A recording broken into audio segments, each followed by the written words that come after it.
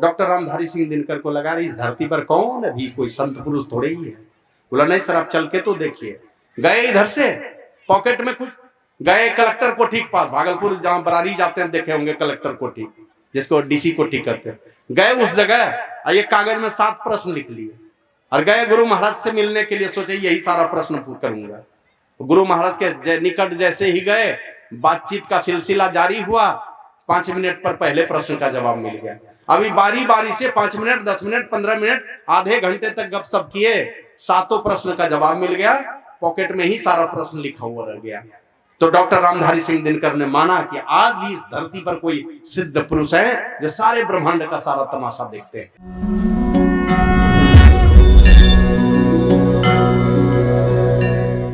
प्रातः स्मरणीय अनंत श्री विभूषित परम पूज्यपाद आराध्य देव मोक्ष दाता सदगुरु महर्षि नहीं परमहंस जी महाराज के त्रैलोक पावन युगल चरण कमलों में मैं अनंत अनंत बार नमन निवेदित करता हूँ। अव्यक्त रूप में समाधि की अवस्था को छोड़कर इस सत्संग में उपस्थित सभी संत महापुरुषों को भी मैं बहुत बहुत बार नमन करता हूँ। तीर्थों को भी पावन करने वाले मुद मंगल में संत समाज जो जीते हैं सदैव संसार के कल्याण के लिए, संत समाज साधु समाज को भी मैं नमन करता हूँ। जो भी ब्रह्मचारी गण उपस्थित हैं मैं उनको भी नमन करता हूँ। उपस्थित सत्संग प्रेमी सदात्माओं, भक्तिमती माताओं, धर्मशिला देवी स्वरूपा सती साध्वी बहनों, सभी जवान दोस्तों और छोटे छोटे बच्चों को भी जो भी सत्संग में उपस्थित हैं बहुत ही सौभाग्यशाली हैं।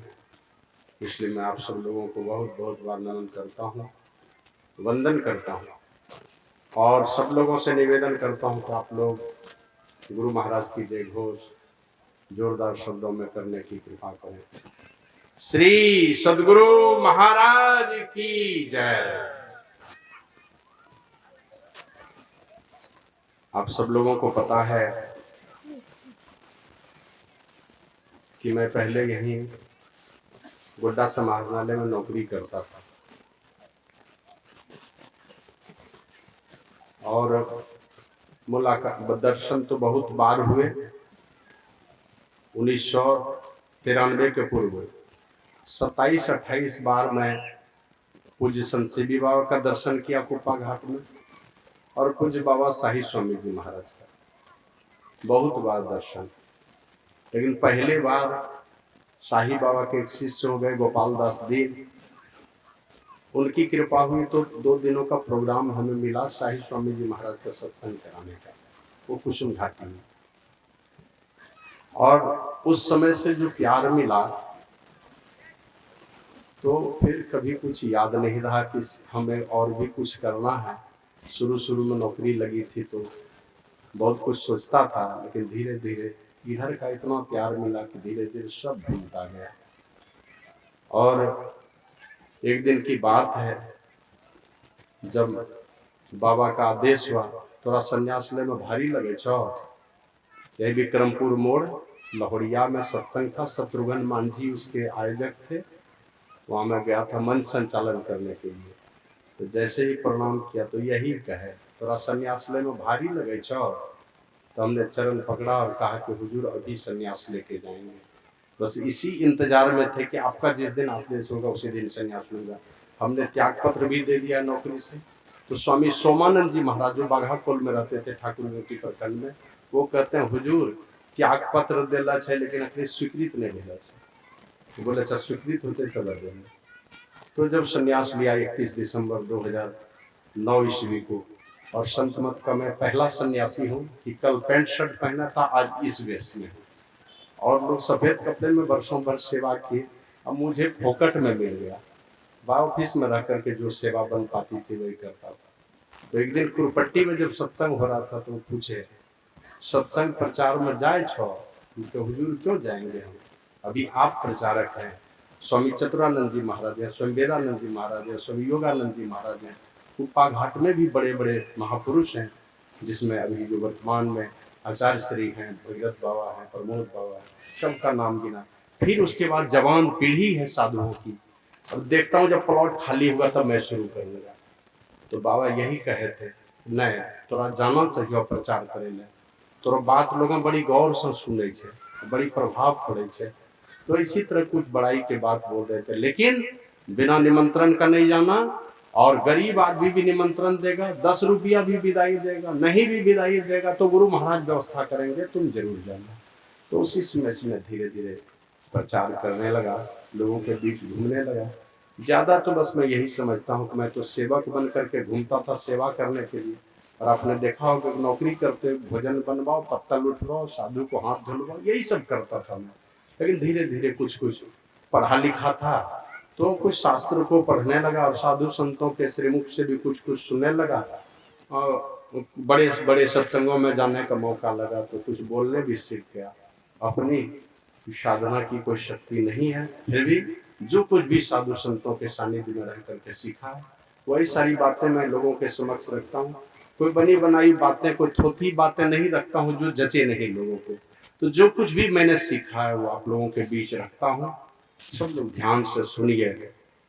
अभी जो महापुरुष स्वामी अभिषेकानंद जी महाराज, स्वामी मनकेश्वरानंद जी महाराज, पहले स्वामी खगेशानंद जी महाराज के मुखारबिंद से हम लोगों ने सुना, ये घंटों घंटों बोलने वाले हैं और बहुत बढ़िया बोलने वाले हैं, लाखों की उपस्थिति में बोलते हैं। लेकिन इन लोगों का भी मेरे प्रति ये सद्भावना है कि मैं अंतिम वक्ता बनना हो, तो वैसी कोई योग्यता नहीं है, फिर भी जो कुछ मैं जानता हूँ आप लोगों के समक्ष रखता हूँ। जो अभी प्रातःकाल के सत्संग में आप लोगों ने सुना कि ये जो कार्यक्रम है आदरणीय स्वर्गीय सूर्यनारायण बाबू की पुण्य स्मृति में है। और एक भक्त ने लिखा, वेश कैसा भी हो पर जिसके ऊंचे ख्याल हैं, दीन बाहर से दिखे भीतर से मालूम माल है। कोई कहता भिक्षु है, कोई कहता कंगाल है, पर गुदड़ी पहने हुए गुदड़ी का लाल है। निश्चित रूप से आदरणीय सूर्यनारायण बाबू बहुत बहुत महात्मा उनके अंदर था, बहुत सारे सद्गुणों से संपन्न हुए महापुरुष हुए। देखने के लिए तो आपके गांव के मात्र एक हेडमास्टर रहे, लेकिन सत्संगियों के बीच में साधु समाज में उनकी बड़ी प्रतिष्ठा थी, सब लोग उनको चाहते थे। तो सबसे पहले तो उनके चरणों में फिर से मैं श्रद्धांजलि अर्पित करता हूँ। उनके दिव्य जीवन की, उत्कृष्ट जीवन की, गुरु प्रभु के चरणों में उनको स्थान मिले ऐसी कामना मैं गुरु प्रभु से करता हूँ। जहाँ कहीं भी हैं यथा योग उनको सदगति मिले, ऊंची से ऊंची गति मिले ऐसी कामना करते हुए जो बातें प्रातः काल हम लोग सुन रहे थे, पिंड पातन या मुक्ति सा मुक्ति तो बनते, तो पिंडदान से जो मुक्ति होती है वो मुक्ति नहीं है। मुक्ति क्या है? जब जीव ब्रह्मत्व को प्राप्त कर ले। जैसे पानी जल में, ये जल में नमक मिलकर एकम एक हो जाता है, उसी प्रकार यह जीव जब परमात्मा से अलग नहीं रहता, हम प्रभु प्रभु, हम प्रभु प्रभु, हम एक ही होई, द्वंद्व द्वैत रहे नहीं कोई। जब ऐसी अवस्था आती है तब मुक्ति होती है। इसीलिए बाबा कबीर की भी चेतावनी थी, साधो भाई जीवत ही करो आशा, उसी माया तन छूटे जीव मिलन कहता हूँ, सो सब झूठी आशा। अब हूँ मिला सो तब हूँ मिलेगा, नहीं तो जमपुर मासा। जो परिस्थिति वर्तमान में बनाए हैं, वर्तमान को सजा लिया आपने, तो सजा हुआ भविष्य भी आपके सामने में आपकी अगुवाई करेगा। अपने वर्तमान को बिगाड़ लिया तो आपका भविष्य भी बिगड़ा हुआ ही आपको मिलने वाला है। इसको बाबा कबीर कहते हैं, करे बुराई सुख चाहे, कैसे पावे को रोपा पेड़ बबूल का आम कहते।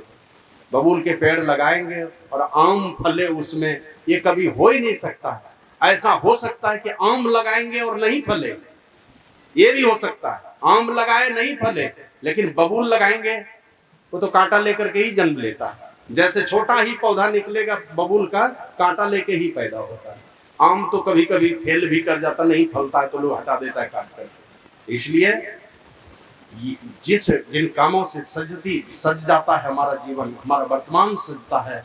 बहुत कल मैं बोल रहा था, लोग 2022 के विषय में बहुत सारी निंदा शिकायत की बातें, हमारे बड़े लोगों ने ऐसा किया वैसा किया, क्या होगा उन बातों की चर्चा करके। जिनके हवाले था 2022 को सजाने की कोशिश की, 2023 है हम लोगों के हवाले और 2023 में सजाना है। लोगों के विरुद्ध बोल करके क्या होना है। हमारे पूर्वजों को जो कुछ करना था वो करके यहाँ तक पहुंचाया, अब यहाँ से आगे की बागडोर हमें थाम करके हमें आगे ले जाना है। हम सबों को ऐसे संकल्प के साथ चलना है और इसी प्रकार का संकल्प आदरणीय सूर्यनारायण बाबू का रहा और यही संकल्प संसार के तमाम लोगों को सिखाने के लिए भगवान श्री राम का उपदेश है, वो है विभीषण के माध्यम से। विभीषण है अल्पज्ञ का प्रतीक, बुद्धिहीन का प्रतीक, और ये राम जी जो उपदेश कर रहे हैं ये सर्वज्ञानी का प्रतीक है, पूर्ण ज्ञानी का प्रतीक है, और ये दोनों का संवाद है आपस में। और आप लोग जानते हैं रामचरितमानस में आया, जो माया सब जग ही नचावा, जासु चरित लखी काहू न पावा, सो प्रभु भुरु विलास खगराजा, नाच नटी सहित समाजा। जो माया सारे संसार को नचाती है वो माया परमात्मा के भाव के इशारे पर नाचती है। तो सारे संसार की माया को अपने भाव के इशारे पर नचाने वाले श्री राम, लेकिन अल्पज्ञ विभीषण को पता नहीं है उनके विषय में। भागे भागे जाते हैं और जाकर के राम जी के सामने में खड़े होते हैं और कहते हैं, प्रभु उस दुर्दांत शत्रु पर कैसे विजय पाइएगा। आप लोगों को स्मरण होना चाहिए कि जब जब जिनके ऊपर गुरु की कृपा रही है, रामकृष्ण परमहंस का जन्म हुआ था, सवेरे हमने बताया, गोबर के ढेर पे ले जाके माता जी ने फेंक दिया। माता काली ने अपना स्तनपान कराया, धीरे धीरे वो बालक बड़ा हुआ, सानिध्य मिला साधु संतों की। पहले तो माता काली की कृपा हुई, बाद में तोतापुरी जी जैसे महाराज की कृपा हुई तो परमहंस हो गए। आप लोगों को याद होगा जब स्वामी विवेकानंद जा रहे थे 1893 ईस्वी में शिकागो, तो गुरु माता के पास गए आशीर्वाद लेने के लिए। गुरु जी नहीं थे तो चले गए, और जब वहां गए तो सामने में जब वो प्रवचन करना शुरू किए तो कैमरामैन सामने अपने आंख के सामने में कैमरा लगाया, सोचा कि शायद स्वामी जी की तस्वीर ले लूं, खड़ी तस्वीर। जैसे तस्वीर लेने के लिए कैमरा सीधा किया तो पीछे में देखा कोई बूढ़े महात्मा खड़े हैं, तो कैमरामैन कैमरे को आंख के पास से हटा लिए। जैसे हटाए तो देखते हैं पीछे में कोई नहीं है। फिर कैमरा जैसे ही आंख के पास लगाया तो देखा पीछे में कोई बूढ़ा आदमी आशीर्वाद दे रहा है। कैमरा हटा के देखता है तो पीछे कोई नहीं, और स्वामी जी की तस्वीर लेना चाहता है तो बार बार वो बूढ़ा आदमी की तस्वीर सामने में आ रही है। और लाचार होकर के कैमरामैन ने तस्वीर लिया तो बाद में बूढ़े महात्मा की भी तस्वीर आई। वो महात्मा कोई और नहीं, वो थे रामकृष्ण परमहंस, जिन्होंने कभी कहा था कि एक बार वही स्वामी विवेकानंद गए, गुरुजी के पास बैठे थे, बहुत सारे शिष्य लोग आकर के कहते हैं, गुरुदेव ये विवेकानंद, नरेंद्र नाम था, नरेंद्र बीए पास कर गया है, लॉ कॉलेज में एडमिशन कराया है, लेकिन दुर्भाग्य है कि इनके पिताजी की मृत्यु हो गई, अब ये पढ़ेगा कैसे। आप कुछ कृपा करते तो नरेंद्र पढ़ लेता। तो सत्संग कर रहे थे रामकृष्ण परमहंस, सत्संग की समाप्ति के बाद बोला, देखिए यहाँ जितने भाई बंधु माता बहन लोग आए हैं सत्संग में, मेरा एक निवेदन है, मेरा नरेंद्र पढ़ना चाहता है, आप लोग थोड़ी कृपा कर दीजिए, ये पढ़ लेगा, मेरा नरेंद्र पढ़ना चाहता है। इतना कहना था कि जो भाई बंधु रुपये पैसे लेकर आए थे या जेवर जेवरात पहन करके जो माता बहन आई थी, सब वहीं पे रख दिया। रख करके जब सब लोग चले गए तो स्वामी विवेकानंद ने अपने गुरुदेव से पूछा कि गुरुदेव आपके गले में कैंसर है, आपको कहा कि आप मां काली से जब बातें करते हैं तो मां काली से क्यों नहीं मांगते हैं कि आपका कष्ट हरण कर ले। तो आपने यह कह के टाल दिया कि नरेंद्र इस शरीर को एक न एक दिन तो मिट्टी में मिल जाना है, इस शरीर के लिए मैं मां को कष्ट दूं, जिसका नाश हो जाना उसके लिए भगवान अपनी माता से मांगू मैं कुछ, जिससे हमारा कल्याण हो, वो तो मैं मांगता ही हूं, और ये शरीर तो नाशवान है, मिट्टी में मिल जाना है एक न एक दिन, इसके लिए मैं क्या मांगू। तो आपने अपने लिए गुरुदेव कुछ नहीं मांगा और आपने मेरे लिए साधारण लोगों से भीख मांगा। तो रामकृष्ण परमहंस ने कहा कि नरेंद्र आज तो 10-20 लोगों के पास हमने हाथ पसारा है, आवश्यकता पड़ेगी तो मैं सारे संसार में जाऊंगा तुम्हारे लिए भीख मांगने के लिए, मैं कुछ भी करूंगा तुम्हारे लिए। तो इसलिए जो कोई भी गुरु के चरणों में पड़े हैं, जब जब गुरु के चरणों में पड़े, आप लोग जानते हैं लव कुश का जन्म कहाँ हुआ। लव कुश का जन्म हुआ वाल्मीकि मुनि के कुटिया में। हालांकि कुश का जन्म नहीं माता सीता के कोख से नहीं हुआ, लव का जन्म हुआ था, लेकिन दूसरा बेटा भी वाल्मीकि मुनि ने बनाया, घास का बेटा बना करके प्राण का संचार कर दिया। और उस वाल्मीकि मुनि के विषय में लोग जानते हैं वो कौन थे, किस जाति में पैदा हुए थे। वाल्मीकि परिवार में, मेहतर परिवार में जन्म हुआ था उनका। संग दोष के कारण गलत संगति में चले गए तो पता चल, कुछ लोग बतलाते हैं कि हत्यारा बन गया, क्या क्या बन गया। ऐसे इस पर भी बड़ा भेद है आपस में। कोई कहते हैं ये बातें, कोई दूसरी बातें कहते हैं। तो वो वाल्मीकि मुनि के अंदर में ये सामर्थ्य आया कि जड़ को चेतन बनाने का सामर्थ्य। जो दूसरे का गला काटता था उसके अंदर में प्राण दान देने का, ये प्राण दान देने की शक्ति नारद बाबा की कृपा से आ गई।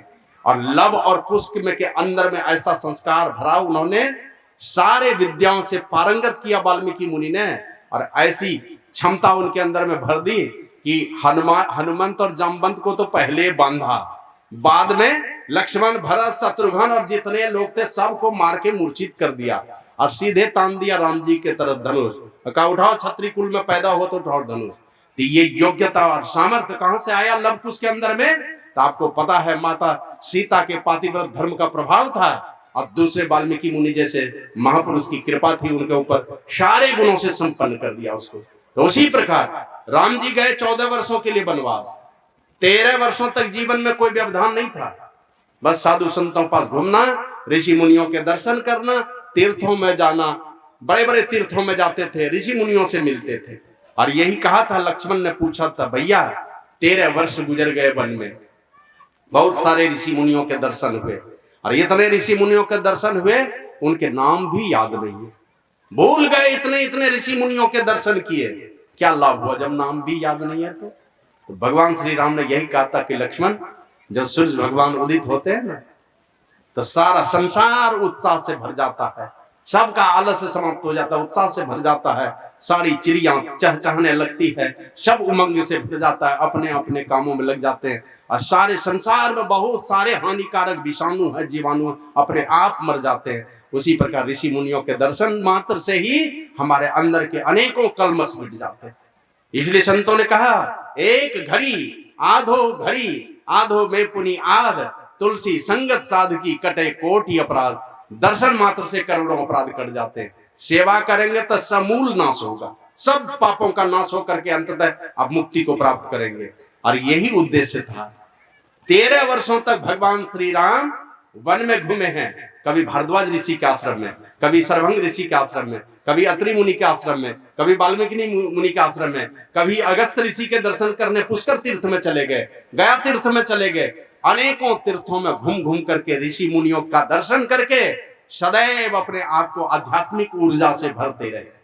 और जब आध्यात्मिक ऊर्जा से भरा हुआ कोई मानव होता है, कोई भी आध्यात्मिक ऊर्जा से भरा हुआ है, जैसे लोगों की संगति में जाते हैं, जैसे लोगों की संगति में जाएंगे, वही गुण आपके अंदर में आने लगता है।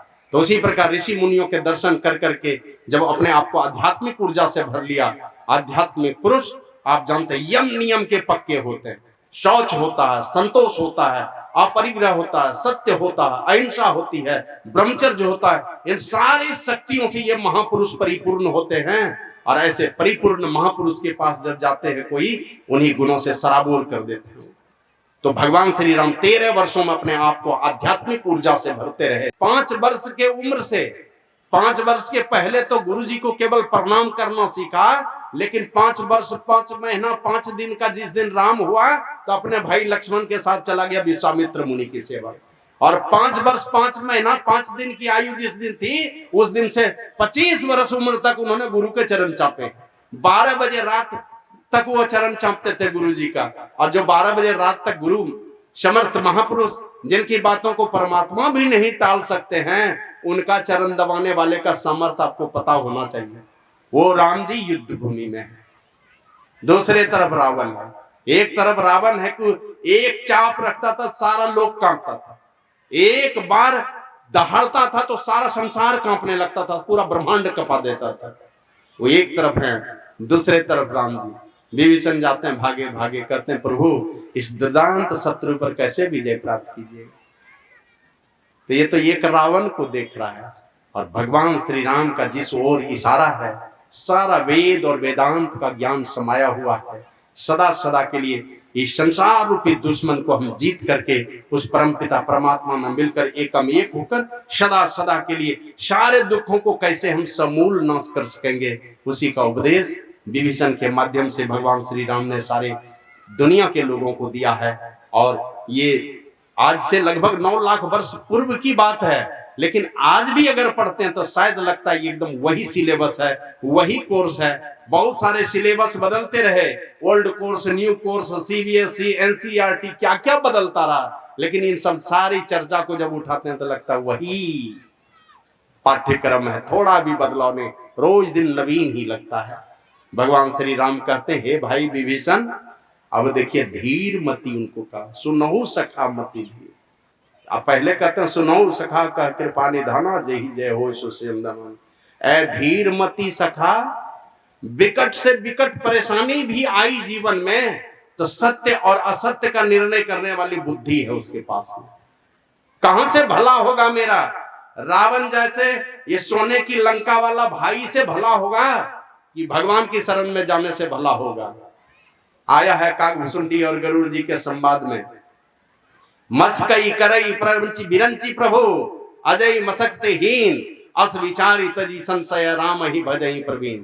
क्यों? तो कहते हैं बारी मथे घृत होय वरु, सिकता ते वरु तेल, बिनु हरि भजन न भवतरिया, यह सिद्धांत पे।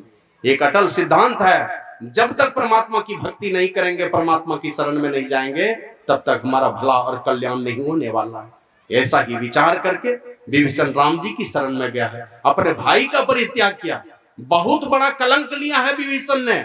आप लोग जानते हैं ना, विभीषण अपने भाई को छोड़ के राम की शरण में आया, किया था बढ़िया काम, लेकिन उसको देशद्रोही की संज्ञा मिल गई।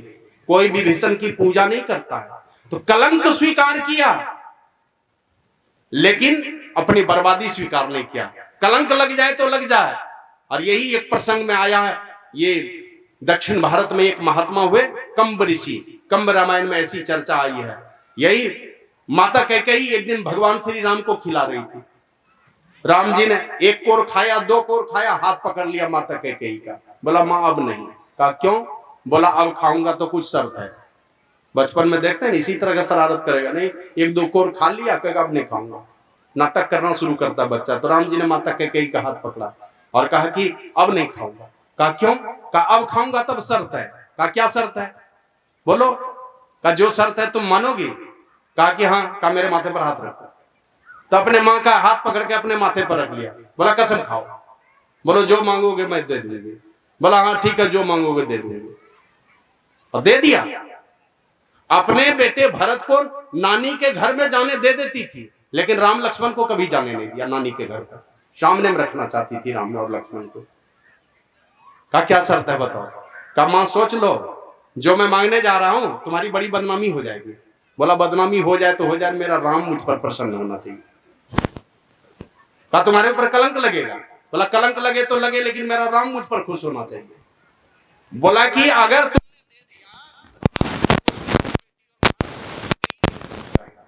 इतनी निंदा होगी संसार में, बोला वो भी मुझे स्वीकार है, लेकिन मेरा राम खुश होना चाहिए मेरे ऊपर। बोला तुम विधवा हो जाओगे, बस इतना कहना था। कहा नहीं ये नहीं होगा। क्या हमारे यहाँ हमारी जो माताएं, भारत की जो माताएं, पति के रहते कभी विधवा नहीं होना चाहता, उसकी यही इच्छा होती है मैं जब दुनिया से विदा होके जाऊं, कंधा देने वाले 3 आदमी कोई भी रहे, लेकिन चौथा आदमी मेरा पति रहे। कहा ये नहीं होगा। कहा मां अगर तुम नहीं मानोगी मेरी बात तो कौन सुनेगा? तुमको पता है ना मैं क्यों आया हूं यहाँ पर। माता कौशल्या तो नहीं मानेगी, उसने अपने कोख से जन्म लिया, नहीं मानेगी। तुम कर सकती हो, तुम तो भक्ति हो, और तुम जानती हो कि मैं तो इस संसार में आया हूं कौन कौन सा काम करने के लिए। शर्वंग ऋषि की हड्डियां सूख चुकी है मेरे दर्शन की लालसा में, मुझे तो जाना पड़ेगा। मतंग मुनि कह करके गए हैं सबरी को, ये राम जी का अवतार होगा और वो आएंगे इस कुटिया में, नहीं जाऊंगा वन में तो दर्शन कैसे होगा सबरी को। रावण का अंत करना है, क्योंकि वो तो मेरा दूत है, उनका अंत करके फिर मुझे अपने लोक में ले जाना है उनको। रावण कुंभकर्ण का अंत करके कैसे अंत होगा? तो इतना कहना था, तो अपने को कठोर बनाया कि चलो ठीक है, अगर तुम चाहते हो तो मैं सब कुछ स्वीकार है, मांगो तुम। और वही कहा था कि मां जब तुम पिताजी से 2 वरदान मांगोगी तो पहला वरदान तो तुम भरत के लिए राज तिलक मांग लेना, गद्दी मांग लेना, लेकिन दूसरा वाला वरदान मेरे लिए वनवास का मांग लेना। और जानबूझ करके गए थे। तो वही एक तरफ राम जी खड़े हैं, दूसरे तरफ रावण खड़ा है। अब विभीषण जाकर के पूछता है कैसे विजय होगी? तो भगवान श्री राम कहते ए धीर मति सिखा, माने विकट परिस्थिति में भी परमात्मा की भक्ति को न छोड़ना। जितनी परीक्षा ले ले, और जब परीक्षा तो उसी की ली जाती है जो पास होना चाहते हैं, और जिनको पास ही नहीं होना वो परीक्षा क्यों ली जाएगी। उल्टे पुल्टे मार्ग पर चल रहे, कोई परीक्षा नहीं है उसके जीवन में। अच्छे रास्ते पर चलेंगे तब आपकी परीक्षा शुरू होगी। भगवान श्री राम से जैसे विभीषण ने पूछा, हे भाई विभीषण, जिस रथ पर सवार होने से वो दिव्य रथ है, वो धर्म रथ है, वो रथ दिखाई पड़ने वाला नहीं है, और मनुष्य का जीवन ही वो दिव्य रथ है। जो महापुरुषों का संदेश है, अपने जीवन को दिव्य बनाना है, अपने जीवन को धर्म में बनाना है, और जो धर्म में बना लेता अपने जीवन को, जीवन रूपी रथ को जो धर्म से ओतप्रोत कर लेता, उसी का जीवन धर्म रथ बन जाता है। और धर्म रथ कभी भी डूबता नहीं, धर्म रथ पर सवार होने वाले की कभी हार नहीं होती। तो वही कहते हैं, प्रभु वो दिव्य रथ कैसा होता, जरा आप बताने की कृपा करें। रामकृष्ण, ये भगवान बुद्ध ने कहा, जिनकी आत्मा शुद्ध होती है, जिनकी आत्मा शुद्ध होती है, उसी के पास धर्म ठहर सकता है। किसकी आत्मा शुद्ध होती है? जो सरल और निष्कपट होता है, उसकी आत्मा शुद्ध होती है। जिसकी आत्मा शुद्ध होती है, उसी के पास धर्म ठहर सकता है। हमारे गुरु रामचरितमानस में लिखा, धर्मते वीरति, धर्मते वीरति, योगते ज्ञान। धर्म किसे कहते हैं? जिस कर्म को करने से वैराग्य पैदा हो जाए, करें और शरीर और संसार से वैराग्य पैदा हो जाए, और शरीर और संसार से जैसे ही वैराग्य पैदा होगा तो वो प्रेम परमात्मा के साथ जुड़ जाता है। तो उस कर्म को धर्म कहते हैं। जिस कर्म को करने से मन में वैराग्य पैदा हो जाए, उसको धर्म कहते हैं। ऐसे लोग धर्मशाला बनवाएं, प्याऊ बनवाएं, पोखर खुदवाएं, और भी कुछ बनवा दें, मंदिर बनवाएं, ये सारे के सारे कहा ये धर्म के काम है। लेकिन असल में धर्म का वो काम है जिस कर्म को करने से मन में वैराग्य पैदा हो जाए। और अगर वैराग्य पैदा नहीं हो रहा आपके अंदर में, इसका मतलब धर्म के रास्ते के कच्चे पथिक है, अभी सच्चे पथिक नहीं बने। जब तक वैराग्य नहीं पैदा हो रहा तब तक सच्चे पथिक नहीं हुए। गुरु महाराज के पास गए, बोले गुरुदेव धर्म किसको कहते हैं? का जो कर्म लोक और परलोक दोनों को सजा दे, संसार भी सुखी हो जाए, संसार के बाद का भी जीवन सुखी हो जाए, दोनों जीवन में शांति हो, यहाँ भी उल्टे पुल्टे कर्म नहीं हो, यहाँ भी सुख चैन से रहें, और मर जाने के बाद का भी जो लंबा जीवन है वो भी सुखमय हो जाए हमारा। और उसी अपने जीवन को धर्म में बनाने के लिए भगवान श्री राम कहते हैं, हे भाई सुनहु सखा कह कृपा निधाना, जेहि जय होय सो चंदनाना। हे भाई विभीषण, जिस रथ पर सवार होकर के हमारी विजय होती है, विजय का माने ही है हमारा कोई शत्रु नहीं हो, हमारा कोई दुश्मन नहीं हो, हमारा कोई प्रतिद्वंदी नहीं हो, ऐसी विजय होनी चाहिए। हम लोग संसार में किसी को वोट में हरा दे, मुखिया में कि वार्ड में या एमपी और किसी चीज में हरा दे, वहां आपका प्रतिद्वंदी खड़ा है। लेकिन जो अपने जीवन को धर्म में बना लेता है, यहाँ कोई प्रतिद्वंदी नहीं खड़ा रहता है। जब वो महापुरुष इस दुनिया से जाते हैं, सब उनके पीछे चल पड़ते हैं। कबीर गए, नानक गए, दादू गए, पलटू गए, सहजो गई, मीरा गई, सबरी गई, चले गए सब लोग। हमारे गुरु महाराज गए, लाखों लोग अभी भी आंसू बहाते हैं। और अभी उनके ज्ञान को हूबहू पता नहीं कोई बता पाएंगे कि नहीं बता पाएंगे, फिर भी लोगों को महर्षि मेही की बातों पर इतना विश्वास है कि छोटे छोटे महात्मा जब चर्चा करते हैं तो उनसे लोग दीक्षा लेने के लिए तैयार हो जाते हैं। लगता है कि ये महापुरुष के चरण शरण में जाने से हमारा परम कल्याण होगा, तो पीछे पीछे चल पड़ते हैं। अब नानक पंथ में जाइए, हम लोगों ने देखा है 10 गुरु हुए हैं। प्रत्येक गुरु के जन्मदिन पर या परिनिर्वाण पर रेलगाड़ी रोक रोक करके लोगों को भोजन कराते हैं। मुफ्त में कहीं हॉस्पिटल खुला है, लंगर चल रहा है, कपड़े बांट रहे हैं, कुछ से कुछ कर रहे हैं। चले गए महापुरुष है नहीं। ऐसे संत मत में हम लोग थोड़ा गरीब है, वो सब करने में हम लोग सत्संग भजन करते हैं, बाकी और काम में थोड़ा कमजोर पड़ते हैं हम लोग। तो ये महापुरुष जब जाते हैं तो सारे के सारे पीछे से चल पड़ते हैं लोग। गुरु महाराज जब शरीर छोड़े थे तो आप लोगों ने देखा होगा, मैं तो कटिहार में था, नहीं आ पाया, पैसे भी नहीं थे उस समय। बाद में पूज्य संसेवी बाबा को देखा और महर्षि शाही स्वामी जी महाराज के परिनिर्वाण को निकट से देखा। हमने देखा कि महर्षि शाही स्वामी जी महाराज को जब रखा गया था, वो एसी लगा करके बंद शीशे के का घर बना करके उसमें रखा था। एक लड़के को हमने देखा, वो चौकीदार की था, वो वहीं मनियारपुर का, उसको ड्यूटी दिया था केवल भीड़ हटाना। वो भीड़ क्या हटाएगा, जाके 2 मिनट देख लेता था, आके दिन भर बैठ के रोता था। यही काम था। गए शाही स्वामी जी महाराज, लगता था उनका अपना माँ बाप मर गया जो चौकीदार की ड्यूटी कर रहा था। तो लाखों लोग दुनिया के आंसू बहाते हैं और बाबा शाही स्वामी जी महाराज तो कहते हैं, सुन सुखन तेरा कायल हुआ ना, कहीं ऐसा देखा ना सुना ना। कहा तुम्हारे सुखन को सुन करके, उपदेश को सुन करके कोई कायल नहीं हो गया तुम्हारा, कहीं ऐसा देखा सुना नहीं। एक बार डॉक्टर रामधारी सिंह दिनकर जब वाइस चांसलर थे भागलपुर में, एक बार ऐसे कार गाड़ी से जा रहे थे, रास्ते में एक प्रोफेसर मिल गए। तो उनसे पूछा कि चौधरी जी किधर जा रहे हैं? बोला कि सर जा रहे हैं हम लोग वहां कुप्पा घाट। अब उनके पॉकेट में पैसे भी नहीं थे। बोले जा रहा हूं कुप्पा घाट, क्या है वहां पर? बोले वहां एक सिद्ध महापुरुष हुए महर्षि में, दर्शन करना चाहिए। तो डॉक्टर रामधारी सिंह दिनकर को लगा इस धरती पर कौन अभी कोई संत पुरुष थोड़े ही है। बोला नहीं सर आप चल के तो देखिए। गए इधर से, पॉकेट में कुछ, गए कलेक्टर कोठी के पास, भागलपुर जहां बरारी जाते हैं देखे होंगे कलेक्टर कोठी, जिसको डीसी कोठी कहते हैं। गए उस जगह, ये कागज में 7 प्रश्न लिख लिए और गए गुरु महाराज से मिलने के लिए, सोचे यही सारा प्रश्न करूंगा। गुरु महाराज के निकट जैसे ही गए, बातचीत का सिलसिला जारी हुआ। 5 मिनट पर पहले प्रश्न का जवाब मिल गया। अभी बारी बारी से 5 मिनट, 10 मिनट, 15 मिनट, आधे घंटे तक गपशप किए, 7 प्रश्न का जवाब मिल गया। पॉकेट में ही सारा प्रश्न लिखा हुआ रह गया। तो डॉक्टर रामधारी सिंह दिनकर ने माना कि आज भी इस धरती पर कोई सिद्ध पुरुष है जो सारे ब्रह्मांड का सारा तमाशा देखते हैं। उनमें से महर्षि में ही। तो भगवान श्री राम कहते हैं जो अपने जीवन को ही धर्म में बना लेता है, तो उस धर्म में रथ की थोड़ी चर्चा भगवान श्री राम ने दुनिया के लोगों को सिखाने के लिए विभीषण के माध्यम से कही। का उस धर्म में रथ का चक्का है, मन धर्म में जीवन हमारा तब बनेगा जब हमें सौरज और धीरज हो। सौरज धीरज ते ही रथ चक्का, जिनके अंदर में भी सूरता और धीरता आ जाए। सूरता का मतलब जो करना हो, जान चली जाए तो चली जाए।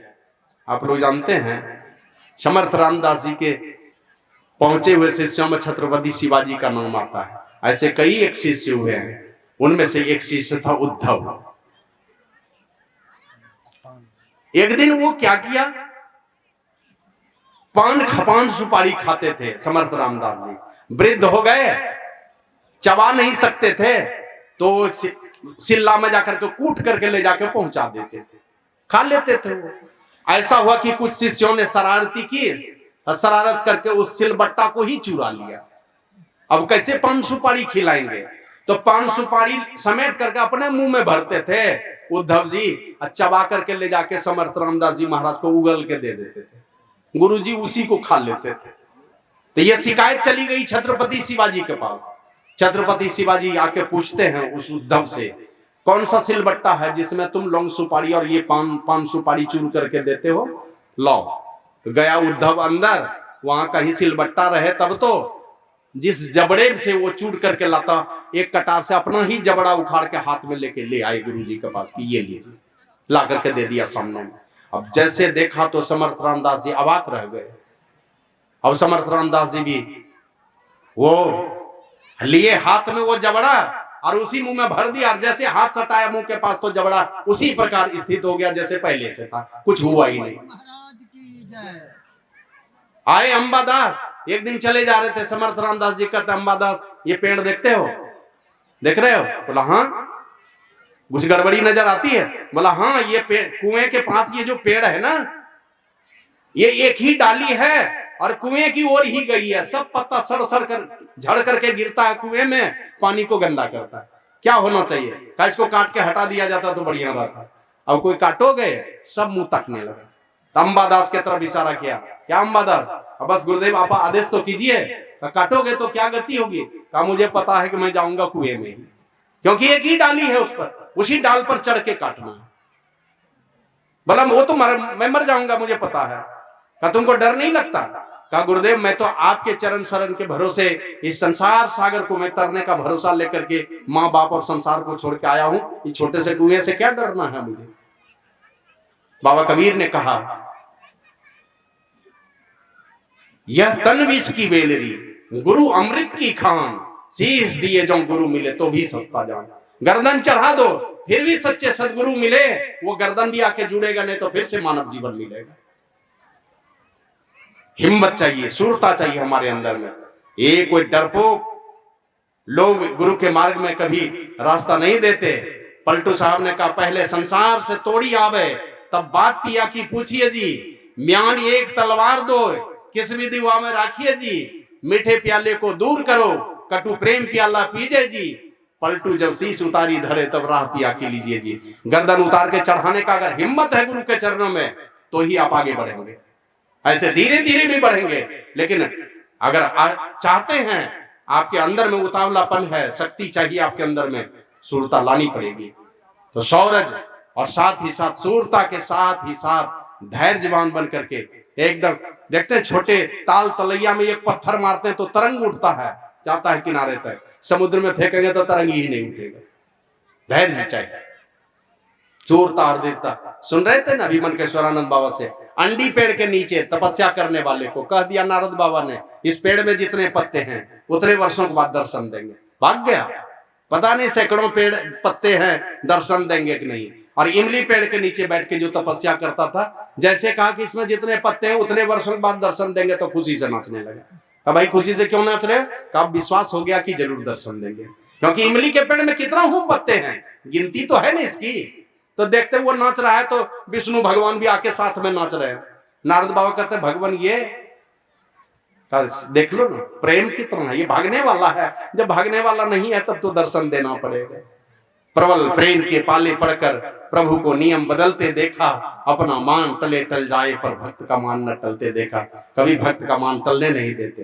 तो सूरता धीरता चाहिए, है ना। धीरे धीरे रे मना धीरे सब कुछ होए, माली सींचे 100 घड़ा ऋतु आए फल हो। ऋतु आएगा तो फल पेड़ में लदेंगे जरूर। रामकृष्ण परमहंस कहते थे रत्नाकर में डुबकी मारो, अगर कोई रत्न नहीं मिले तो यह नहीं समझ बैठना कि रत्नाकर रत्नहीन हो गया।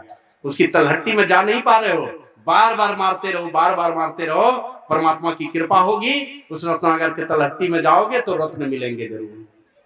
सत्य के आचरण में हरिश्चंद्र बिक गए। राजपाट सपने में दिया था, बोल देते हमने सपना देखा है, सपने की बात झूठी होती मैं नहीं दूंगा। सपने में दिए हुए राज को दान दे दिया। अब दान दे तो दिया ही, लेकिन कहते हैं इसमें तो तुम्हारे पाप की भी कमाई है। ये जो धन दौलत में गृहस्थ के पाप की कमाई कोई साधु लेगा, तुमको पुण्यात्मा बनाएगा, ये नहीं हो सकता। उसके लिए तुमको दक्षिणा देनी पड़ेगी। हमारे यहाँ संत मत में लोग नहीं देते हैं। हरिद्वार जाएंगे भंडारा करेंगे ना, तो उसका जो हेड है उठ के खड़ा होगा, दक्षिणा चलो सबको। नहीं चला गया तो पैर से उठा के हटा, ये सब पापी का अनाज नहीं खाना है। तुम उल्टा पुल्टा करके कमाओगे, हमको खिला के तुम पुण्यात्मा बनोगे।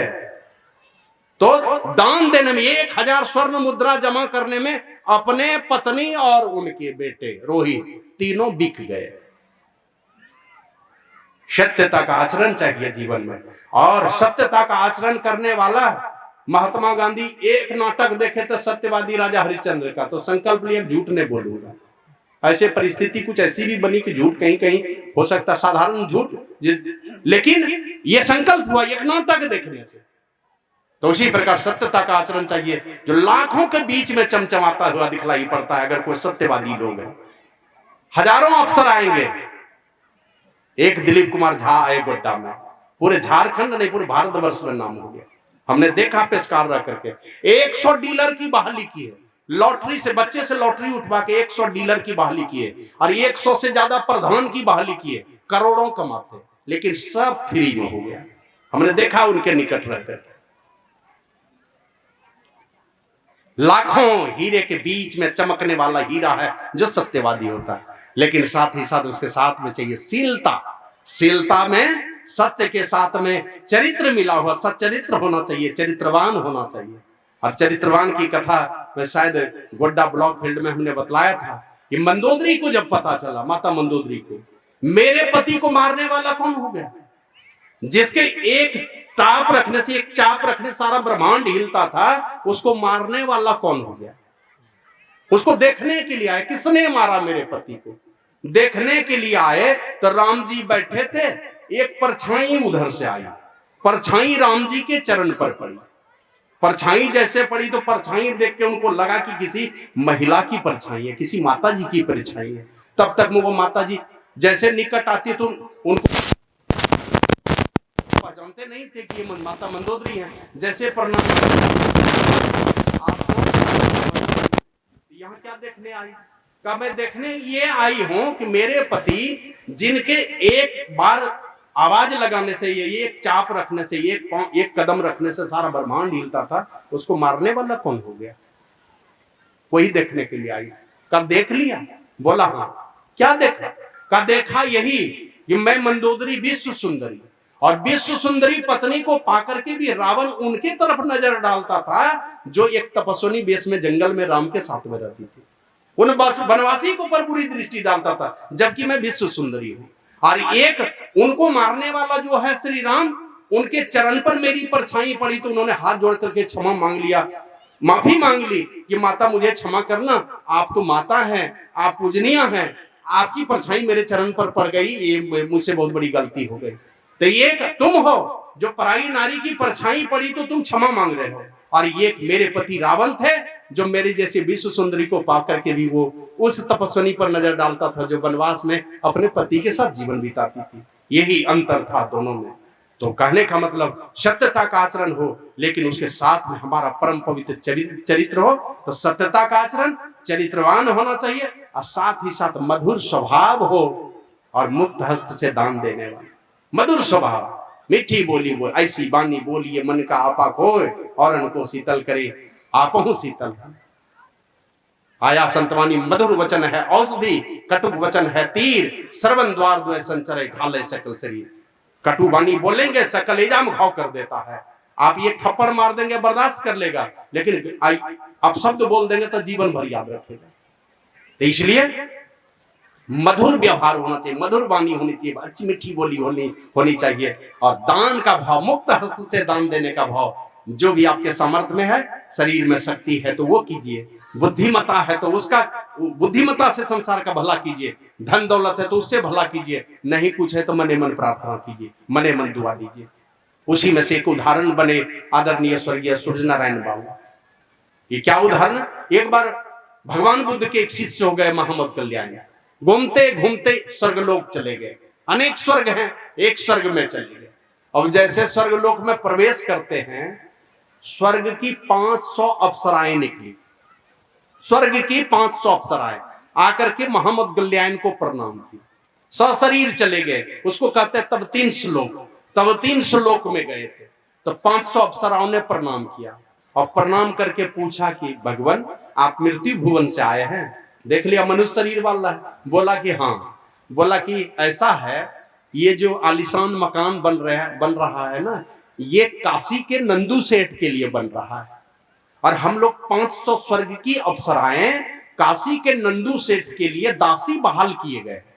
वो आएंगे, अभी मृत्यु भुवन में है, मरेंगे, ये शरीर छूटेगा तब जाएंगे उस लोक में, उसी के लिए ये आलीशान मकान बन रहा है, और हम लोग नौकरानी बहाल किए गए हैं 500 स्वर्ग की अप्सराएं। वो आलीशान मकान जो बन रहा था, पूछा कितना लंबा चौड़ा है? बोला 400 कोस लंबा है, माने 100 योजन, 100 योजन चौड़ा है, और 60 योजन ऊंचा है, माने 240 कोस ऊंचा और 400 कोस लंबा चौड़ा। एक मकान बन रहा था काशी के नंदू सेठ के लिए। अब मोहम्मद कल्याण वहां से आकाश मार्ग से विचरण करते हुए भगवान बुद्ध के पास आए, और भगवान बुद्ध को पूछा कि भगवान ऐसा कुछ हो सकता है कभी क्या, कि इसी मृत्यु भुवन में कोई संसार में अभी जीवन व्यतीत कर रहा है, और उसके लिए ऊंचे लोकों में पहले से घर बन के तैयार हो जाए? बोला मोहम्मद कल्याण, जब अपनी आंखों से देख के आए हो तो मुझसे क्या पूछते हो? हमने भी उस मकान को बनते हुए देखा है। भगवान बुद्ध कहते हैं हमने भी देखा है। बोला ऐसा कैसे हुआ? तो भगवान बुद्ध ने उपदेश किया, जब विदेश से किसी का बेटा कमाकर लौटता है, बढ़िया कमा के जब आता है, तो उनके बाल बच्चे परिवार के लोग अगुवानी करते हैं कि नहीं करते? उसको अपनी भाषा में समझिए, कोई जान जाएगा मेरा बेटा 1 करोड़ कमा के आ रहा है, तो स्कॉर्पियो गाड़ी भागलपुर स्टेशन पर भेज देगा, नहीं तो पटने हवाई अड्डा पर भेज देगा। उसी प्रकार कोई भी नर हो कि नारी, अगर पुण्यात्मा पुरुष है तो उनके द्वारा किया गया कोई भी शुभ कर्म उनके नहीं करता, पहले से अगवानी में लगा हुआ का। वो स्वर्ग की अप्सराएं वहां लगी हुई हैं, और ये जो नगर बन रहा है, बोला वो घर क्यों बन रहा है? तो कहा कि एक छोटा सा बौद्ध विहार बनवाया काशी के नंदू सेठ ने, और कई भिक्षुओं के साथ में मुझे भी आमंत्रित किया, और वो छोटा सा बौद्ध विहार जिसको सत्संग मंदिर कहिए, वो छोटा सा बौद्ध विहार भिक्षु लोगों को दान दे दिया। 500 साधु को बुलाया था, वो भोजन कराए, इसलिए उसके लिए पहले से ये आलीशान मकान बन करके तैयार है। और कहा पाप कर्म ठीक उसी प्रकार जैसे बैल के पीछे में बैलगाड़ी का चक्का चलता है और बैल को अपने से खींच के ले जाना पड़ता है, उसी प्रकार पाप का फल उसी तरह पीछे पीछे चलता है, जो जीवों को स्वयं ढोना पड़ता है। और पुण्य का फल वो पहले से अगवानी करता है ऊंचे लोगों में। इसलिए दान का भाव, माना चरित्रवान हो, मुक्त हस्त से दान देने वाला गुण हो, और मधुर स्वभाव हो, ये शीलता है, ये सत्यता और शीलता, नहीं टूट करके गिरने वाला दृढ़ ध्वजा और पताका है। मतलब दुनिया में लहराता रहेगा उनके कीर्ति का झंडा, उनके जस का झंडा, उनके चरित्र का झंडा, उनके दान का झंडा लहराता रहेगा। राजा बलि चले गए तो बलि के जैसा आज तक दानवीर नहीं कोई, कर्ण के जैसा दानवीर नहीं कोई, है ना। छत्रपति शिवाजी आए, वैष्णव धर्म सनातन संस्कृति के रक्षक के रूप में छत्रपति शिवाजी, महाराणा प्रताप, इन लोगों का नाम अग्रगण्य हो जाता है। तो उसी प्रकार लहराता रहेगा दुनिया में, लहराती रहेगी आपकी कीर्ति। फिर आगे कहते हैं बल विवेक दम परिहित घोड़े। घोड़ा कौन कौन? उस रथ में, धर्म में रथ में घोड़ा कैसा? ये 4 पैर वाला?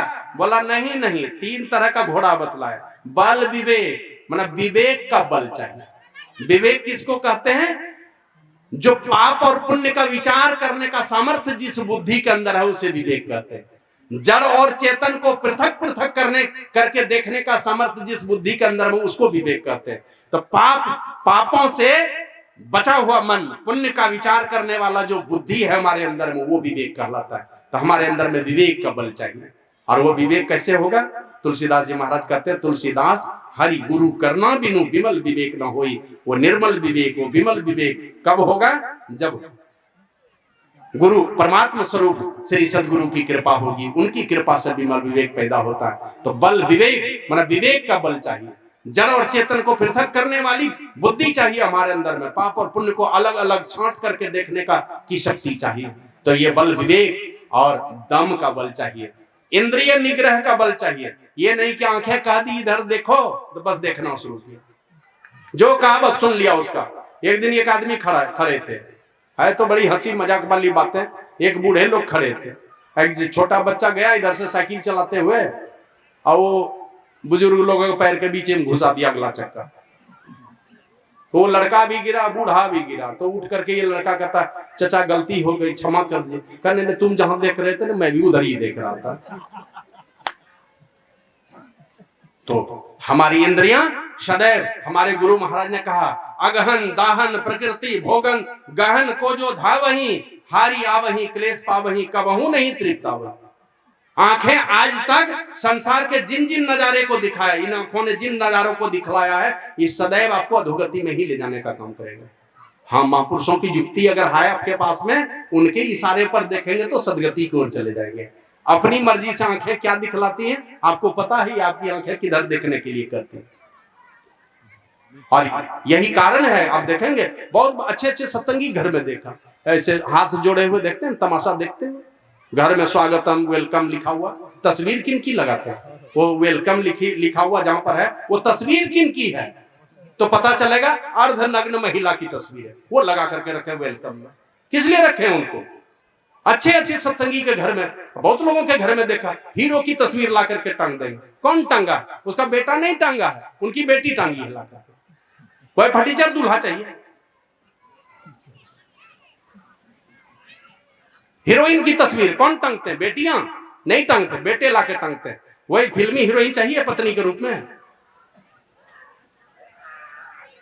तो इसलिए विवेक का बल चाहिए और इंद्रिय निग्रह का बल चाहिए। हमारी इंद्रियां जिस तरफ जा रही हैं, हमारे गुरु महाराज ने कहा, अगहन दाहन प्रकृति भोगन गहन को जो धावही, हारिया वही क्लेश पावही कबहू नहीं तृप्तावही। धोखा खाओगे।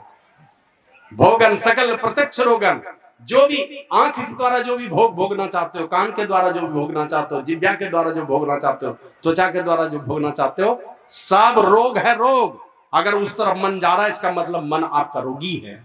उस रोगी मन को निरोगी बनाने के लिए संतों का सानिध्य चाहिए ही चाहिए। यहीं आकर के निरोगी होगा। और जब तक मन रोगी होगा, का पूर्व जन्म के पाप से हरि चर्चा न सुहाए, हरि चर्चा सुहाएगी नहीं, सुनना भी नहीं चाहेंगे। और जैसे ज्वर के जोर से भोजन की रुचि जाए, बुखार रहेगा तो भोजन की रुचि चली जाती है, उसी प्रकार मन अगर रोगी है, परमात्मा की चर्चा सुहाएगी नहीं, अच्छी नहीं लगेगी, सत्संग अच्छा नहीं लगेगा, साधु संतों का दर्शन अच्छा नहीं लगेगा। दिन दिन भर मोबाइल टीवी देखते रहेंगे, साधु संतों की संगति में नहीं जाएंगे, कभी आस्था और संस्कार चैनल नहीं खुलेगा देखने के लिए, दूसरा चैनल खुलता रहता है। तो इसलिए विवेक का बल चाहिए, इंद्रिय निग्रह का बल चाहिए और परोपकार का बल चाहिए, दूसरे का उपकार हो जाए, है ना, हमेशा उपकार, दूसरे का उपकार का भाव हो, लोगों का कल्याण हो जाए। और आया है रामचरितमानस में लिखा, संत हृदय नवनीत समाना, कहा कविन पे कही न जाना, निज परिताप द्रवई नवनीता, पर दुख द्रवई संत सुखनीता। संत हमेशा दूसरों के दुख से दुखी होते हैं। वृक्ष कबहु नहीं फल बके, नदी न संचय नीर, परमार्थ के कारणे साधुन धरा शरीर। सदैव साधु संत लोग परमार्थ के लिए शरीर धरते हैं। तो हमारे अंदर में इंद्रिय निग्रह का बल चाहिए और परोपकार का बल चाहिए। इंद्रिय निग्रह कैसे होगा? तो हमारे गुरु महाराज का आओ बीरो मंत्र बनो, अब जेल तुम्हें तजना होगा, मन निग्रह के समर क्षेत्र में सन्मुख फिर डटना होगा। अगर इंद्रिय का निग्रह करना चाहते हो, सारे इंद्रियों का मालिक होता है कौन? वो होता है मन का। मन पर लगाम लगाओ, मन जिस दिशा में जा रही है मन को रोको। मन रुकेगा, मन ही कहेगा आंख को नहीं, उधर नहीं देखना है, तो आंख कहे चलो बंद कर लेते हैं। मन कहेगा इनकी बातों को नहीं सुनना है, कान में उंगली डलवा देगा, कान में उंगली डाल दो। मन कहेगा ये नहीं खाना है, हाथ बढ़ना भी चाहेगा तो हाथ पीछे लौटाएगा, क्योंकि मन कहता है। मन है मालिक, गुलामी करती है सारी इंद्रियां, का मन का निग्रह कर लो। और मन का मेल है दृष्टि के साथ में, दृष्टि हमारी जिधर जाती है मन हमारा उधर ही जाता है। दृष्टि पसरी है, मन पसरा है, दृष्टि सिमटी है तो मन सिमट जाएगा। तो कहा कि मन का निग्रह करना चाहते हो तो दृष्टि का निग्रह कर लो। इसी के लिए एक बिंदुता का साधन है, गुरुपद धरकर ध्यान से शुरू, दृष्टि अड़ा दो सुषमन में। पहले गुरुपद का ध्यान करो, गुरु मूर्ति का ध्यान करो, और दृष्टि को सुषुम्ना में गुरु के इशारा लेकर के, गुरु का दीक्षा लेकर के दृष्टि को सुषुम्ना में स्थिर करो। गुरुपद धरकर ध्यान से शुरू, दृष्टि अड़ा दो सुखमन में। अब मन की चंचलताई से, बार बार मन भागेगा, चंचलताई से बचाओ उस मन को। भागे हुए मन को समेट समेट करके ला करके ध्येय पर लगाना है, तो मन की चंचलताई से बल कर करके बचना होगा, मन की चंचलताई से बचाना होगा। ये बार बार करते करते करते जैसे दृष्टि सिमटेगी, सारी इंद्रियां निश्चेष्ट हो जाएंगी, सारी चेतन धारा आकर के केंद्रित हो गई। एक बार पूज्य बाबा बता रहे थे, एक आदमी घर में डकैत घुस गया, बोला चाबी निकालो, चाबी नहीं दिया, बोला गोली मार देंगे, दो चाबी, बोला नहीं देंगे चाबी। अब उसको लगता था इतनी कमाई हुई संपत्ति सब लेके चला जाएगा, जैसे सीधा किया पिस्टल ना, पकड़ लिया।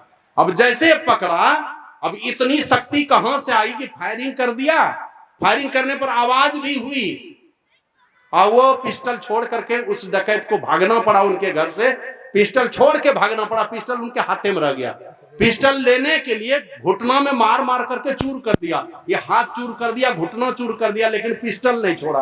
अंतिम में पिस्टल छोड़ करके भाग गया। तो पूज्य बाबा साईं स्वामी जी महाराज के पास बाद में पता चला कि डॉक्टर के पास ले गया, तब दोनों हाथ खोला गया, उनको अलग किया गया। अब बाद में जब घुटने में काफी चोट लगी थी, तो पूज्य बाबा बोले कि जिस गुरु महाराज की कृपा से आपकी जान बची है, उसी गुरु महाराज की कृपा से आप भले चंगे भी हो जाएंगे। कुछ नहीं करना है आपको, साधारण डॉक्टर से दिखा लीजिए और गुरु महाराज का जाप करते रहिए, भले चंगे हो गए।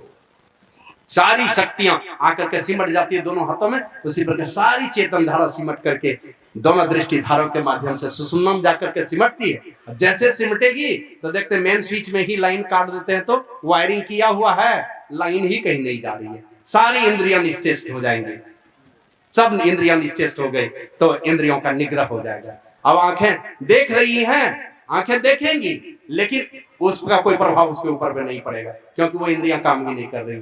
चेतन धारा सिमटी हुई है, सुषुम्ना जैसे आज्ञा चक्र जैसे क्या कहते हैं मेन स्विच में जाकर के टिक जाती है। तो ये कहते हैं विवेक, ये हमारे अंदर में इंद्रिय निग्रह का बल हो और परोपकार का बल हो, सदैव संसार के कल्याण की भावना हो। आप जानते एक दिन नारद बाबा चले जा रहे थे, देखा आकाश मार्ग से जा रहे हैं, बहुत सारी स्वर्ग की अप्सराएं स्नान कर रही थी, नंगे स्नान कर रही थी। दो बालक खड़ा है, वो कौन था? धन कुबेर का बेटा मणिग्रीव और नलकुबर, दोनों भी नंगे होकर जल क्रीड़ा कर रहा था। अब नारद बाबा जैसे आकाश मार्ग से जा रहे थे तो सारी स्वर्ग की अप्सराएं देख ली, भागो नहीं तो ये छोड़ेगा नहीं, दे देगा साफ। तो डर के मारे जल्दी वहां से सरोवर से निकल के सब कपड़ा पहन ली। अब वो दोनों बालक खड़ा रहा नीरज की तरह। ऐश्वर्य मद के कारण अंधा हो गया। श्रीमद कहते हैं धन का अभिमान, ऐश्वर्य मद कहते हैं पद का अभिमान। धन और पद के अभिमान में सबसे ज्यादा अंधा होता है लोग, तो बच के रहिएगा जरा। यह अभिमान ही भगवान का भोजन है, तो जरा बचाइएगा। बड़े बड़े इस धरती पर एक से एक धनवान लोग आए, जरा बच के रहिएगा उनसे। और वो सारा धन आपको अधोगति में ही ले जाएगा। वो धन की आसक्ति आपके अधोगति का ही कारण है। श्री सद्गुरु महाराज की जय। तो कहते हैं इनके इस बीमारी का, इस मोतियाबिंद का मैं अभी तुरंत इलाज करता हूं। ये दोनों अंधा हो गया है श्रीमद और ऐश्वर्य मद के कारण। अब दोनों को साफ दे दिया कि निर्लज पेड़ की तरह निर्लज होकर के खड़ा है, मैं तुमको साफ देता हूं, दोनों पेड़ बन जाएगा मर करके। और ऐसा हुआ। धन कुबेर का बेटा मणिग्रीव और नलकुबर, ये दोनों बेटा नंद बाबा के द्वार पर अर्जुन का पेड़ बनकर के यमलार्जुन के नाम से विख्यात हो गए। तो जाते जाते यही पूछा कि भगवान हमसे गलती तो हुई है, लेकिन हमारा उद्धार कैसे होगा? बोला जिस दिन कृष्ण भगवान का अवतार होगा, वो अवतार लेंगे तब तुम्हारा उन्हीं की कृपा से उद्धार होगा। अब कृष्ण भगवान को आना नहीं है यहाँ पर, लेकिन नारद बाबा बोल रहे हैं वो आएंगे तब तुम्हारा उद्धार होगा। मैंने कृष्ण भगवान के आने का कारण बन गया नारद मुनि का साफ कारण बना, और वो साफ दिया। और यही हुआ कि जसोदा मैया उखल में बांध के रखी थी, तो कृष्ण भगवान दोनों पेड़ के बीच से पार हो गए। उखल फंस गया दोनों पेड़ में, थोड़ी जोर लगा करके खींच दी तो दोनों पेड़ धराशायी हुआ। दोनों से दिव्य बालक खड़ा हो गया सामने में, और प्रणाम किया कृष्ण भगवान को। तो पूछते हैं तुम कौन हो? कहा कि भगवान आपको तो सब पता है, मैं नारद, ये धन कुबेर का बेटा हूं, मणिग्रीव और नलकुबर। और नारद बाबा से तो हमने बहुत बड़ी गुस्ताखी की थी, लेकिन उनका ऐसा उपकार हुआ हम दोनों के ऊपर कि आप जैसे भगवान का दर्शन मैंने तो कब को होने वाला था, मैंने कभी नहीं होने वाला था आपका दर्शन हम लोगों को। तो हमारे अंदर में परोपकार का भाव होना चाहिए। कुछ भी करें उसके पीछे में कभी अहित छिपा हुआ नहीं होना चाहिए। तो बल विवेक दम पर क्षमा कृपा और समता की रस्सी से जुड़े होने चाहिए। मैंने सदैव क्षमा का भाव। गलतियां होती हैं उसको ढोर करके क्या करेंगे। एक बार यही सबौर में एक आदमी ने लगाया आम का बगल, कम से कम 500 गाछ लगाया हुआ, और एक आदमी से दुश्मनी थी, सब पेड़ काट दिया। शाम के समय में अंधेरी रात में सब पेड़ काट दिया। अब काट दिया तो 40 वर्ष गुजर गए। 40 वर्ष के बाद जब वो मरने लगा, मरणासन अवस्था में थे, तो जिसने पेड़ लगाया था उसको बुलाया, और बुला करके कहता भैया हमको क्षमा कर दीजिए। कहा क्यों? बोला आपने जो 500 पेड़ लगाया था, हम सब पेड़ हमने ही काट दिया था कुल्हाड़ी से, और जिस तरह कुल्हाड़ी से हमने पेड़ काटा था ना, जमदूत मेरे सीने पर ही वो कुल्हाड़ी पटक रहा है। कहा तुम उससे क्षमा मांगो, नहीं तो छोड़ेंगे नहीं, देते रहेंगे इसी तरह चोट तुम्हारे ऊपर, इसलिए क्षमा कर दीजिए हमको। अब जैसे बोला कि ठीक है मैं क्षमा करता हूं, तुरंत प्राण पखेर उड़ गया, मर गया हुआ। इसलिए क्षमा, और साथ ही साथ क्षमा के साथ में आपकी कृपा हो उनके ऊपर, क्षमा तो कीजिए लेकिन कृपा होनी चाहिए। सदैव आपके अंदर दया का भाव, कृपा का भाव होना चाहिए। कुछ भी गलती सही हो, सदैव क्षमा का भाव, और ये सारा गुण जो अपने अंदर में समा करके रखता है, इनके संकल्प से सारा काम होता है। जो चाहेगा, चाहे अब जो परमात्मा का विधान बदल सकता है, वो एक रावण के हराने की क्या बात करता है, सारा विधान बदल सकता है। संत वचन पलटे नहीं, पलट जाए ब्रह्मांड। संत का वचन नहीं पलटता है, सारा ब्रह्मांड पलट देगा, उनके अंदर में ये क्षमता। श्री सद्गुरु महाराज की जय। फिर आगे कहते हैं समता की रस्सी से, क्षमा की रस्सी से, समता की रस्सी से, वे बल विवेक दम और परहित का घोड़ा क्षमा की रस्सी से, कृपा की रस्सी से और समता की रस्सी से बंधे होने चाहिए। और समता आएगी कब? जब तक समत्व का साधन नहीं होगा। समत्व का साधन करने से ही वो समाधि साधन कहलाता है। और समत्व का साधन जब तक नादानुसंधान की क्रिया में परिपूर्ण नहीं होंगे, समत्व की प्राप्ति नहीं हो सकती है। तो समता की रस्सी से, क्षमता के डोर से, क्षमा कृपा और कृपा की रस्सी से ये सारे घोड़े जुड़े होते हैं उस धर्म में रत में। फिर कहते हैं, फिर क्या? ईस भजन सारथी सुजाना, बिरति चर्म संतोष कृपा। है ना। दुनिया में देखते हैं सारे के सारे लोग भक्ति करते हैं, सब किनकी, सबके घर में जाके देखिए किनकी भक्ति करते हैं, 33 कोट देवी देवता की भक्ति कर रहे हैं। अब भगवान श्री राम क्या कर रहे हैं, कहते हैं ईश भजन सारथी सुजाना, चतुर सारथी है, होशियार सारथी है। जैसे भगवान श्री राम के सुमंत सारथी थे ना, गोद में खिलाया था, कभी भी उनके क्या कहते हैं गलत निर्णय नहीं लेने दिया, ऐसा मंत्री था उनका सुमंत सारथी। बड़ा ही धर्मात्मा पुरुष थे सुमंत सारथी। परमात्मा का भजन हमारे गुरु महाराज कहते थे, ये सारे देवी देवता की भक्ति करोगे, जो चीज मांगोगे सब दे देगा। मरोगे तो कहां जाओगे, देवी देवता के देने पर जाओगे कहां जाओगे, तो नरक में ही। किसी तरह भूल चूक से अगर गए तो स्वर्ग में जाओगे, उससे ज्यादा देने का कुछ सामर्थ्य नहीं है। एक चीज की तमन्ना सबके अंदर है, वो है शांति की तलाश, वो है मुक्ति की तलाश। वो कौन देंगे, वो देंगे जब भी तो परमात्मा देंगे। और इस धरती पर देने वाला अगर कोई माय का लाल है, वो कोई साधु संत है। कोई देवता में सामर्थ्य नहीं है कि आपको मुक्ति दे दे। इसलिए बाबा कबीर कहते हैं, परली पार तेरा मीता खड़िया, उस मिलने का ध्यान ना धरिया। टूटी नाव पर जा बैठा गाफिल गोता खावेगा रे। टूटे हुए नाव पर बैठोगे, अपन बीच धारा में जाकर के नहीं डूबोगे। ऐसा कभी हो सकता है, किनारे में तो कम पानी है तो नहीं भी डूबोगे, बीच में जाओगे तो अधिक पानी है, डूबना ही डूबना है तुम्हारे नाव को। तो उस डूबते हुए नाव पर किस नाव पर सवार हो, तो परमात्मा की भक्ति रूपी नाव पर सवार होकर के इस अंधकार मंडल के उस पार जाने। कहते परली पार तेरा मीता खड़िया, उस पार में तुम्हारा मित्र परमात्मा खड़ा है, और उस मिलने का ध्यान न धरिया। उससे मिलने का ध्यान नहीं धरोगे तो टूटे हुए नाव पर बैठोगे तो तुम्हारा जीवन रूपी नाव डूबेगा ही डूबेगा। इस भजन सारथी सुजाना। और यही कहा था ना कि जब कर्ण का सारथी शल्य उससे पूछा कि मैं जब नहीं रहूंगा महाभारत की लड़ाई में, तो शल्य ने कहा कि क्या करूंगा, चला जाऊंगा घर, जब कोई काम ही नहीं रहेगा तो घर चला जाऊंगा। यही बात अर्जुन ने पूछा कृष्ण भगवान से, ये भगवान अगर ऐसा हो महाभारत की लड़ाई में अगर मारा गया तो, मैं मारा गया तो, बोला मेरे रहते हो ही नहीं सकता। कहा अगर हो गया तो, कहा ये हो ही नहीं सकता।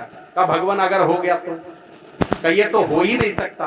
अगर ऐसा हो गया, इस हस्तिनापुर को उठा के ले जाकर समुद्र में फेंक दूंगा और उठाऊंगा सुदर्शन चक्र, सारे संसार का सफाया कर दूंगा। लेकिन आपको पता है ना अर्जुन की क्या गति हुई, कृष्ण भगवान गए, कमजोर हो गया, कहां डकैत, कहां सब सारा चीज छीन लिया, राजपाट छूटा। ये क्या स्वर्गारोहण पर्व को पढ़िए तो पता चलेगा, पांचों भाई पांडव और द्रौपदी सबों की यात्रा हुई है, सब गिरते गए।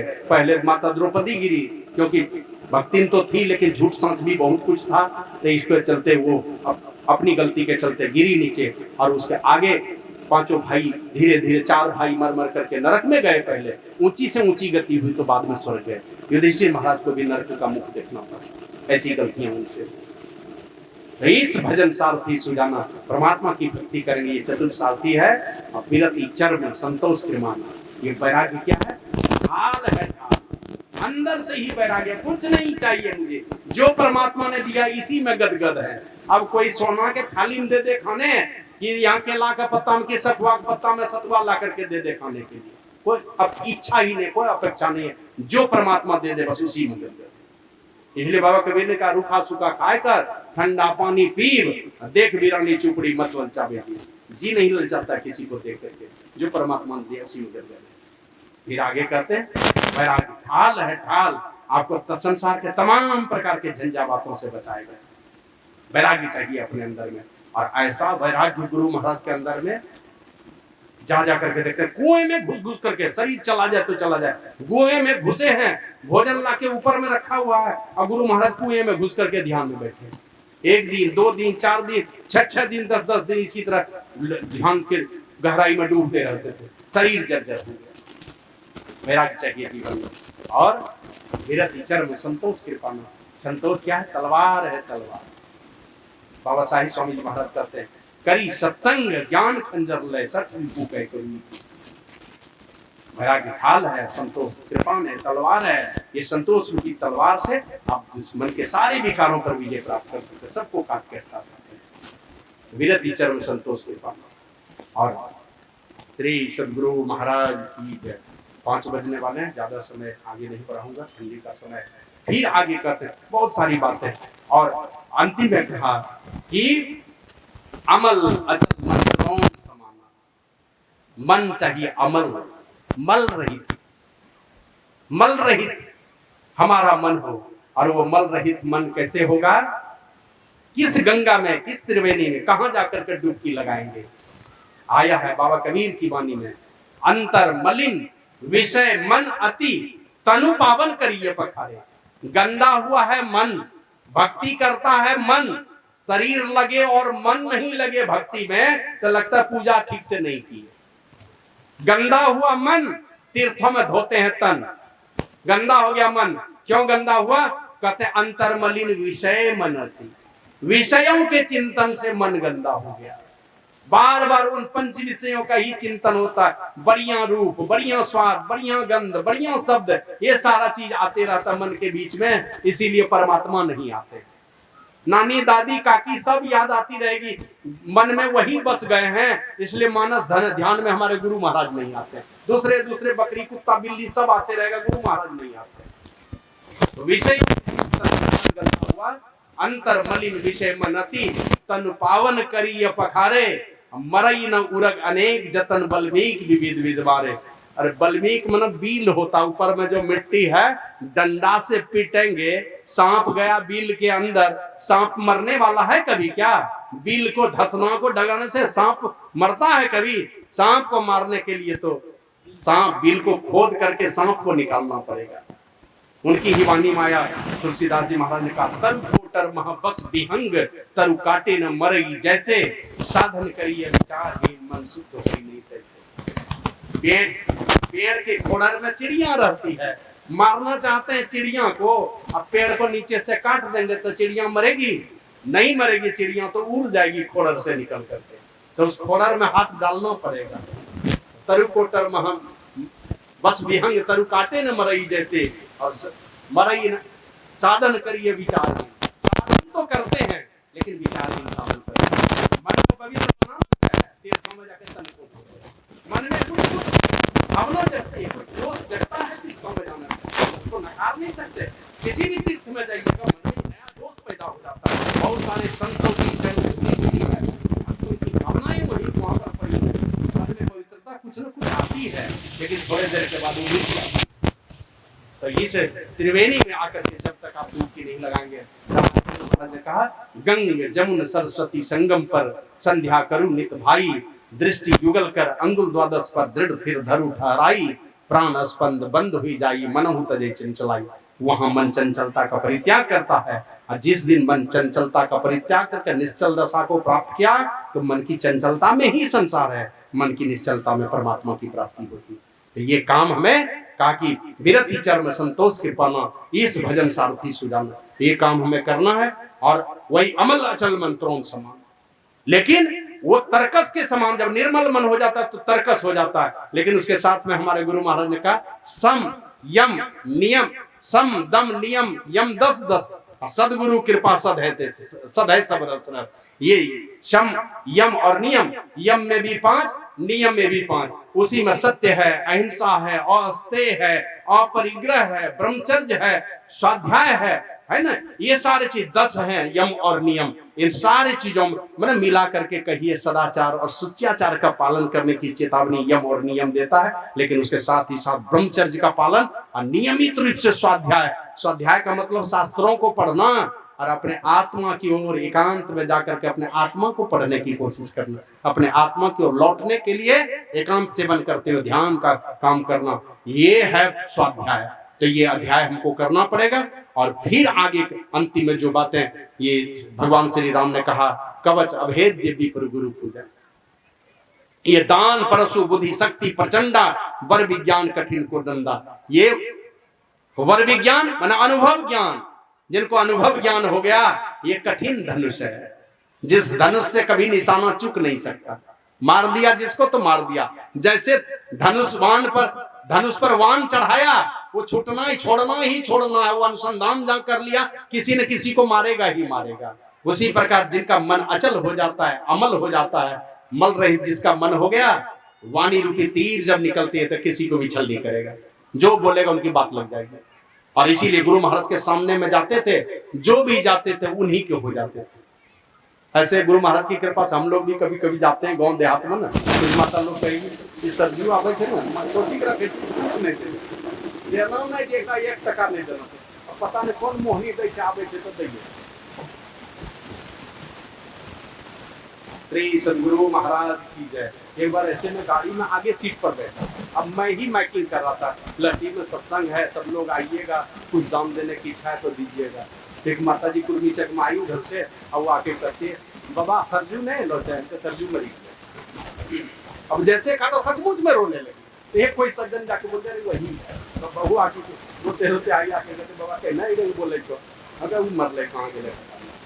तो जो भी जाते हैं संतों के सानिध्य में जो भी जाएंगे, उनकी वाणी रूपी तीर जब निकलती है तो उसी के होता, सोच भी नहीं सकेंगे। इसलिए आपने देखा होगा इस सत्संग में जितने लोग आके जुड़े हैं ना, ऐसा नहीं है कि पहले से खानदान का बहुत बढ़िया सज्जन आदमी सब जुड़ा हो, अधिकांश टेढ़े मेढ़े चाल में चलने वाला ही जुड़ा है। अब जो टेढ़े मेढ़े चाल से आकर के जुड़ा है, हमने देखा है, ये कैछान में नंदूलाल सा को देखा ना, जिंदे कबूतर चबा के खाया।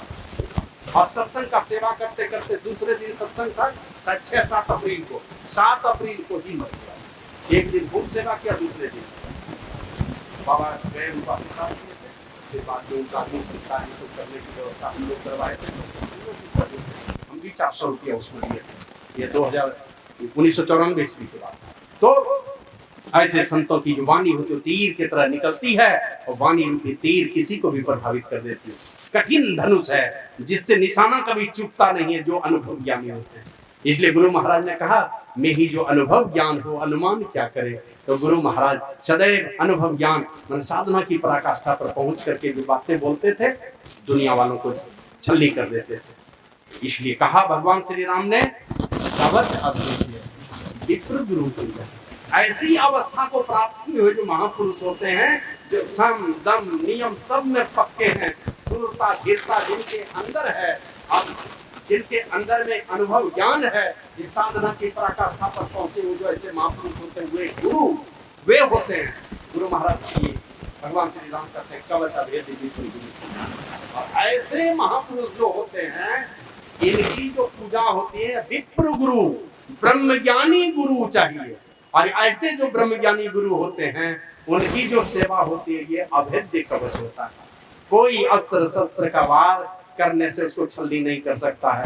अब नमूना देखे गए भगवान श्री कृष्ण जानते हैं, आए दुर्वासा मुनि, कौन देगा निमंत्रण, डर से कोई नहीं दिया, कृष्ण भगवान ने स्वीकार कर दिया। तो बोला मैं जाऊंगा तुम्हारे राजमहल में, लेकिन तुम अपनी पत्नी को बुलाओ रुक्मिणी को, और उसको बनाओ घोड़ी, वो रथ खींच के ले जाएगा और मैं रथ पर बैठ। और कृष्ण भगवान भी तीनों लोकों के धनी महायोगेश्वर भगवान श्री कृष्ण अपनी अर्धांगिनी रुक्मिणी को बुला के लिया, बनाया उनको घोड़ी, और अपने से खेलते गए और बीच बीच में कोड़ा भी देते थे। हक हार करके किसी तरह बार बार कुछ दूर ले गई होगी। तो दुर्वासा मुनि कहते हैं चलो अब मैं राजमहल में चलता हूं। भोजन बनवाया, भोजन बना के भोजन किया। कई बार भोजन तो पहले फेंका, बाद में जब भोजन थोड़ा हाथ से उठा के अपने मुंह में डालते थे, और थोड़ा रुक्मिणी के मुंह पर फेंकते, अपना जो था फिर रुक्मिणी के मुंह पर फेंकते। अंतिम में दोनों ने कहा दोनों पति पत्नी के प्रति इसमें बड़ा प्रसन्न कहा कि बस गुरुदेव यही वरदान दीजिए, किसी प्रकार सेवा का सौभाग्य हमें मिलते हैं। गुरु महाराज हमारे कहते हैं सदगुरु दर्श दे नहीं पाए, आग जगे हमें भाग्य जगता रहता है जब जब सदगुरु आते हैं द्वार में। का इसी तरह बार बार दर्शन होता रहा। सूरदास जी महाराज कहते हैं जा दिन संत पाहुने आवर, तीरथ कोट अनहान करे, एक साथ मिलता है जब संत पुरुष पहुना बन करके आते हैं। तो कहा इसी तरह दर्शन होता रहा। तो यही कहा दुर्वासा मुनि ने, कहा कि अर्जुन ये मेरा जूठा खीर पूरे शरीर में लेप लगवा लो, तो मालिश करवा लो पूरे बदन में। लगा लिया, कहा कि मैं तुमको आशीर्वाद देता हूँ, वरदान देता हूँ, मेरा जूठा कीर शरीर के जिस जिस भाग में लपेटे हो कि वज्र के समान कठोर हो जाएगा। किसी अस्त्र शस्त्र का वार करने से, प्रहार करने से इस पर कोई प्रभाव नहीं पड़ेगा। और महाभारत की लड़ाई में देखा होगा आप लोगों ने, हजारों हजार तीर, मतलब पसीना पोंछते हजारों तीर एक तरफ से चलती थी। सब तीर कृष्ण भगवान के शरीर में जाके टकरा करके सब तीर नीचे गिर जाती थी। एक भी तीर उसके शरीर में प्रवेश नहीं किया। लेकिन मृत्यु कैसे हुई? कृष्ण भगवान शरीर छोड़ के गए किस तरह से? तलवे में जूठा खीर लपेट लगाना भूल गए। जरा नाम के व्याधा ने तीर मार दिया तलवे में, क्योंकि दुर्वासा मुनि का जूठा खीर नहीं लपेट।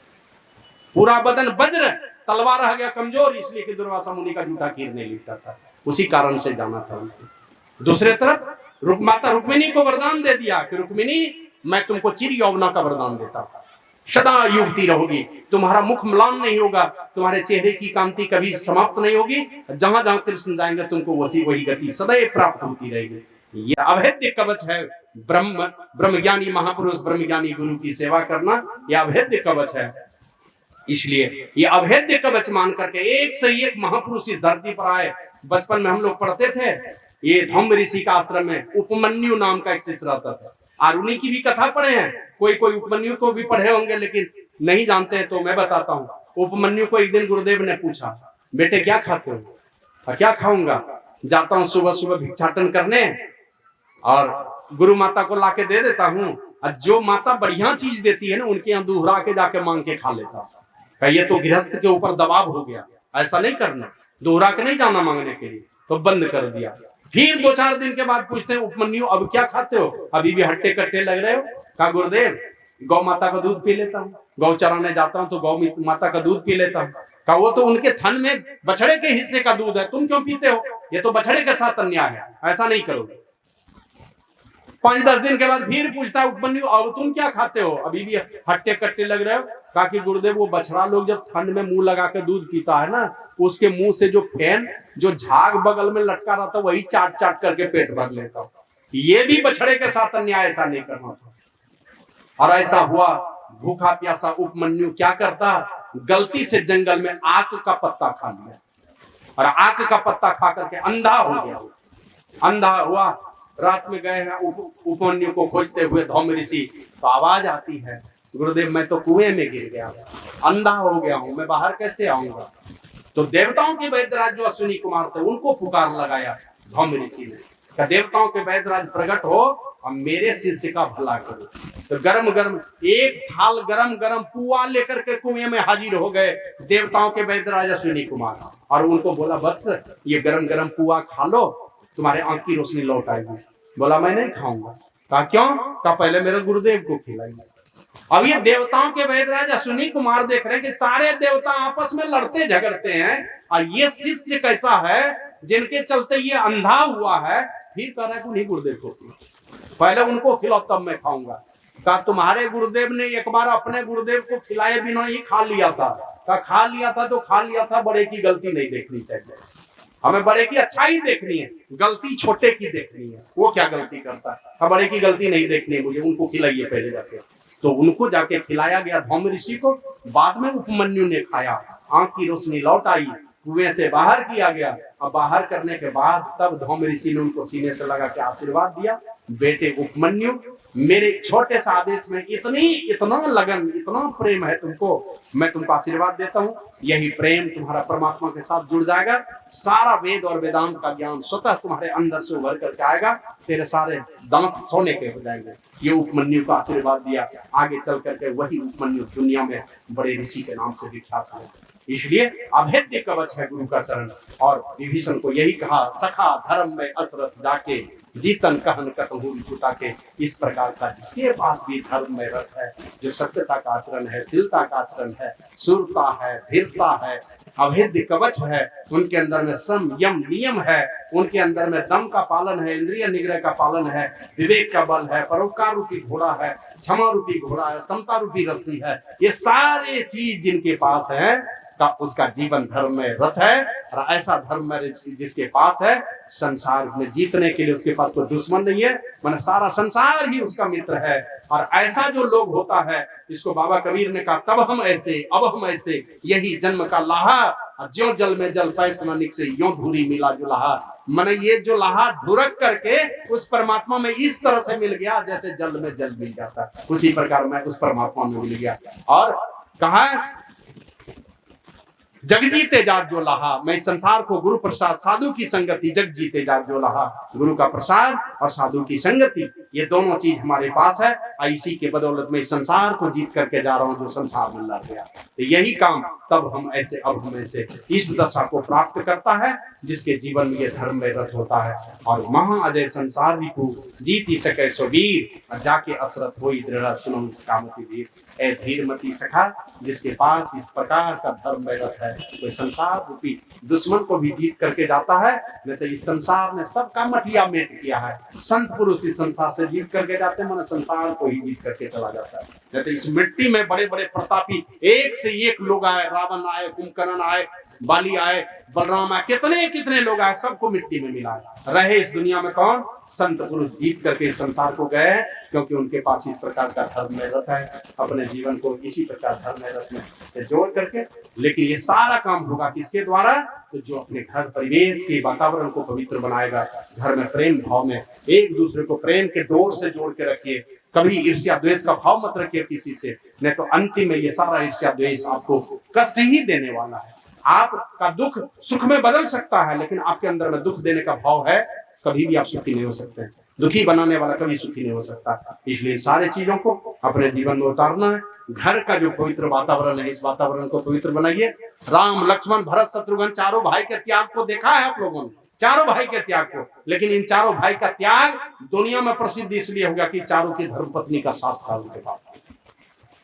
राम नहीं, लक्ष्मण नहीं, राम लक्ष्मण को यही रावण ने कहा था, हे भाई, हे राम, तुम तो क्षत्रिय कुल में पैदा हुए, मैं ब्राह्मण कुल में, तुम्हारे पास इतना शास्त्र का ज्ञान नहीं है जितना मेरे पास है, तुम्हारे पास उतनी सेना नहीं है जितनी मेरे पास है, और तुम्हारी अयोध्या केवल सोने की है, पूरा राज्य सोने का नहीं है, मेरी सारी लंका सोने की है।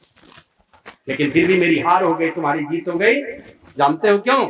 इसलिए कि मेरा भाई दुख की घड़ी में हमको छोड़ के चला गया, तुम्हारा भाई दुख की घड़ी में तुम्हारे साथ है। आपस में मिल करके सब लोग सोचिए समाज का भला कैसा होगा। जवां पीढ़ी को इस ओर जुड़ना चाहिए। जवां पीढ़ी के चलते ही समाज उन अच्छी दिशा की ओर जाएगा। जहाँ के जवान पीढ़ी के लोग, जहाँ का चरित्र सजा हुआ है, वो समाज स्वर्ग बन जाता है। तो जवान पीढ़ी को इस तरफ आना चाहिए।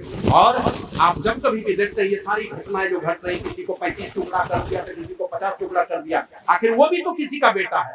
उस माँ को चाहिए जिस माँ ने उसको जन्म दिया, मार दो ऐसे बेटे को, गोली। क्या करेगा इस संसार में रह करके? माताएं अगर सोच लेगी क्यों ये सारा चीज होगा। जो बेटा ऐसा नालायक निकलता उसको मार दो गोली, नहीं तो तुमको ही कलंक देने वाला है, तुम्हारे ही दूध को लजाने वाला है। बेटा और बेटी दोनों को सोचना चाहिए। बेटा और बेटी अकेला नहीं होता। जब भी जाता है माता पिता की प्रतिष्ठा साथ में लेके जाता है। जरा सा भी कदम लड़खड़ाएगा, माता पिता की प्रतिष्ठा मिट्टी में मिल जाएगी।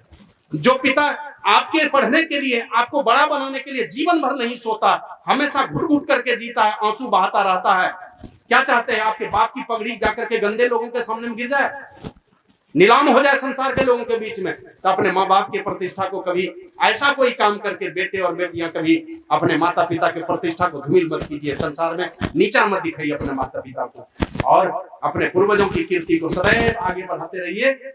और यही गरुड़ पुराण में लिखा है कि जैसे शेर चलता है जंगल में, तो वो शेर कभी भी दूसरे मारे हुए जीव को नहीं देखता, खाने की बात तो छोड़ दिया, देखेगा भी नहीं। उसी प्रकार जो अच्छे खानदान के लोग हैं, जिनको अपने माता पिता और अपने पूर्वजों की चिंता है, अपने खानदान की चिंता है, वो कभी भी अधर्म की उंगली नहीं पकड़ता, चाहे जीवन में जितनी परेशानी आ जाए। अच्छे रास्ते पर चलिए। और महाजनों ये गता सरपंथा, महापुरुष लोग जिस रास्ते से गए उस रास्ते को सुनिए। हम लोग बचपन में गाते थे, न हो न निराश करो मन को, कुछ काम करो, कुछ काम करो, जग में रहकर कुछ नाम करो, या जन्म हुआ किस अर्थ हो, समझो इसको ये कहना हो। अपने जीवन को भी सोचना है कि किस लिए हमारा इस संसार में आना हुआ है। संसार में रहिए, नेकी का काम कीजिए, आपका जय जयकार हो, हजारों लाखों का आशीर्वाद मिले, साफ आपके जीवन में कभी किसी का नहीं मिले, ऐसा काम करके जाइए इस दुनिया से। तो जो संतों के रास्ते पर चलेंगे ये सारे गुण से संपन्न होंगे, अंततः उनकी ऊंची से ऊंची गति होगी। शरीर छूटेगा तो फिर बढ़िया कुल परिवार में जन्म लेगा, मनुष्य का शरीर मिलेगा, जाएगा तो स्वर्गलोक, लौटेगा तो बढ़िया कुल परिवार में जन्म होगा। इसी प्रकार के अच्छे कर्मों को करते हुए आदरणीय सुरेंद्र बाबू शरीर छोड़ करके गए हैं। गुरु प्रभु से मैं उनके लिए याचना करता हूँ, करवद प्रार्थना करता हूँ, जहाँ भी हैं उनकी ऊंची से ऊंची गति हो, सदगति हो, समाज के लोगों का भला हो, उनके परिवार में उनकी धर्मपत्नी है, वृद्ध हैं, स्वस्थ जीवन हो, उनका दिव्य जीवन हो, बेटियां हैं, दामाद हैं, बेटे हैं, जो भी हैं सब लोगों का भला हो, कल्याणकारी जीवन हो उनका, साधु संतों की सेवा में मन लगे, समाज के भलाई के काम में उनका मन लगे। यही आप लोगों की सेवा में सुनाया।